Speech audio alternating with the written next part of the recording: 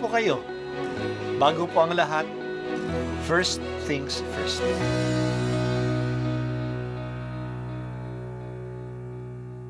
Good morning po. Sinisimulan po natin ngayon ang first things first. At dito po, tinatalakay natin sa unang bahagi ng umaga natin ay ang first readings na binabasa po sa banal na misa. Ito pong tinatalakay natin kasi madalas po kasi marami na tayong alam tungkol sa gospel readings. Pero konti po ang nagsasalita sa first readings. Pero ang first readings, bahagi din po yan ng Biblia, ng banal na kasulatan. Kaya susubaybayan po natin ang mga first readings. Basahin po natin at kuminsan kailangan ng basahin ng 2 o 3 beses bago maintindihan kasi hindi po tayo familiar sa mga istorya at sa mga kaisipan na tinatalakay dito.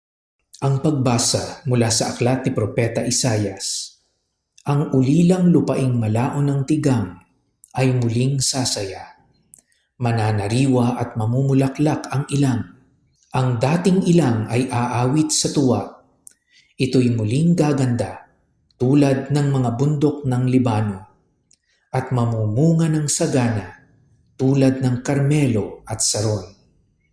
Mamamasdan ng lahat ang kaningningan at kapangyarihan ng Panginoon. Iyong palakasin ang mahinang kamay at patatagin ang mga tuhod na lupaypay. Ito ang sabihin sa pinanghihinaan ng loob. Huwag kang matakot. Laksan mo ang iyong loob.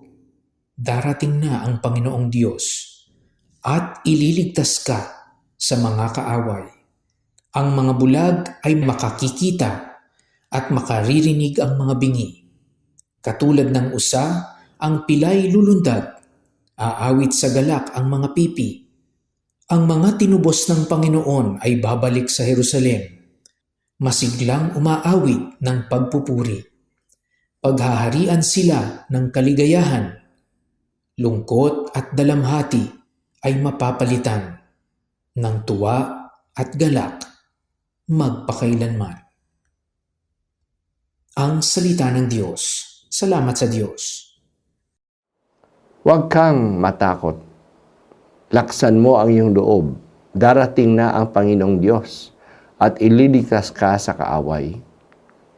Ito ang panawagan ni Propeta Isaias sa mga Israelita. Maraming kaaway ang mga Israelita. Nandyan yung mga kaaway na galing sa ibang bansa, tulad ng galing sa Syria o kaya sa empero ng Assyria. Pero nandyan din ang kaaway na galing sa loob, sa kanila mismo, tulad ng mga makasalanan at mga hangal na hindi kumikilala kay Yahweh. Pero malakas ang tiwala ng propeta na hindi sila pababayaan. Ang kaligtasan na darating ay inilalarawan niya sa kalagayan ng tao na may kapansanan o lupang tigang. Taong may kapansanan, ang bulag ay makakakita, ang bingi ay makaririnig, aawit ang pipi, lulundag ang pilay. Ang tuhod at kamay ng mga lupaypay ay palalakasin. Lupang tigang, bubukal ang tubig sa gubat, dadaloy ang batis sa ilang. May balon na bubukal sa tigang na lupa. Mawawala na ang dating tirahan ng mga asong gubat. Babalik na ang mga umalis sa Jerusalem. Paghahariin na sila ng kaligayahan. Papalitan na ng tuwa at galak ang lungkot at dalamhati. Ang panahon ng Adbyento ay panahon ng pag-asa. Kailangan natin ang pag-asa ngayon na napakaraming problema sa ating buhay, sa ating bansa at sa ating mundo. Kung aasa lamang tayo sa ating kakayahan, walang pagbabago ang mangyayari. Walang improvement kung aasa lang tayo sa tao. Kaya hinihingi sa atin na tumingala tayo sa Diyos. Sa Kanya tayo umasa. Siya lang ang makaliligtas sa atin. Hindi naman niya tayo pababayaan. concern din ang Diyos sa atin.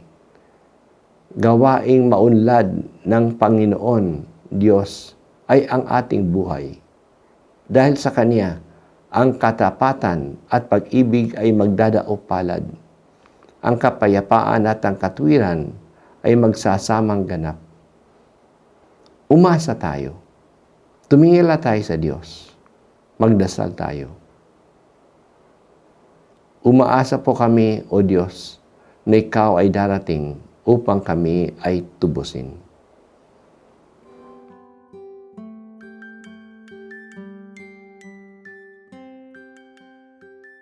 At ako po ay si Bishop Broderick Pabilio dito sa First Things First.